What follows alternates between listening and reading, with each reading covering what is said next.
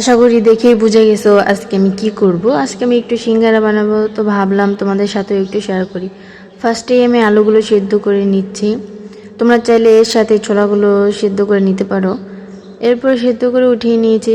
আমি একটু ভেঙে ভেঙে দিচ্ছি, তোমরা এর পরিবর্তে ছোট ছোট করে কেটে সেদ্ধ না করে কাঁচাভাবেও রান্না করতে পারো, তবে এটা ভালোই লাগে, এই জন্য আমি এইভাবেই করি। তো দেখো আগে এগুলো আমি একটু ভেঙে নিয়েছি, আর ছোলাটা আগে সেদ্ধ করতে মনে ছিল না, এই জন্য এরপরে আবার আলাদাভাবে আমি এটাকে সেদ্ধ করে নিচ্ছি। এটার সাথে একটু লবণ দিয়ে দিও হালকা, তাহলেই হবে। এখন আমি এটার পুরটা কিভাবে রান্না করব সেটাই আমি একটু দেখাবো। পেঁয়াজটা একটু কুচু কুচু করে কেটে নিয়েছি। এরপর একটু আদা আর একটু রসুন বাটা দিয়েছি। তোমরা একটুই দিও, বেশি দিলে কিন্তু গন্ধ হয়ে যেতে পারে। আর এটায় কোনো কাঁচামরিচ ইউজ করা যাবে না, আমি করতেছি না এই জন্য।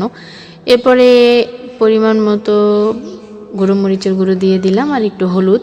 তবে এটা যেন ঝাল না হয়, ঝাল হলে কিন্তু খেতে ভালো লাগবে না, অল্পই দিয়ে নিও। হলুদ দিও পরিমাণ মতো, আর এই যে একটু লবণ দিয়ে দিলাম, যেহেতু ছোলার সাথে লবণ দেওয়া আছে। তারপরে আলুগুলোতে লবণ অত বেশি দেওয়া লাগবে না, যদি না হয় তোমরা খেয়ে আবার টেস্ট করে দিতে পারো। লবণটা ঠিকঠাক মতো দিলেই হবে, বেশি হলে কিন্তু খেতে একদমই ভালো লাগবে না। তো দেখো এরপর আমি ছোলাগুলো সেদ্ধ করে নিয়েছিলাম, সেগুলো উঠিয়ে দিলাম আলুর মধ্যে দিয়ে। এবার এভাবে আমি কিছুক্ষণ জাল করব, যতক্ষণ পর্যন্ত এটার ভিতরে আঠালো আঠালো একটা ভাব না আসবে। এরপর আমি এগুলোর উপরে কালিজিরাগুলো একটু ছিটিয়ে দিচ্ছি। কালিজিরা যেমন ঘেরান তেমনই খেতে টেস্ট করে। এটা যখন ভাজবে দারুণ একটা সেন্ট আসবে এই কালিজিরার জন্য, এটা তোমরা সবাই দিবে, ভালো হবে। এরপর দেখো আমার হয়ে গিয়েছে, আমি এখন এটাকে নামিয়ে নিব। একে একে এটাকে সুন্দরভাবে এটা একটা পেজের মধ্যে বেড়ে নিচ্ছি।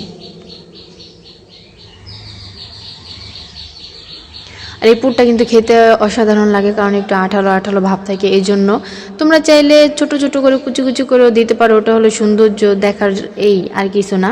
কিন্তু আমি এভাবেই প্রায় করে থাকি, এই জন্য ভাবলাম আজকে একটু শেয়ার করি। আর আমার এটা কেমন হলো তোমরা জানাবা, তোমরাও চাইলে এভাবেই করবা।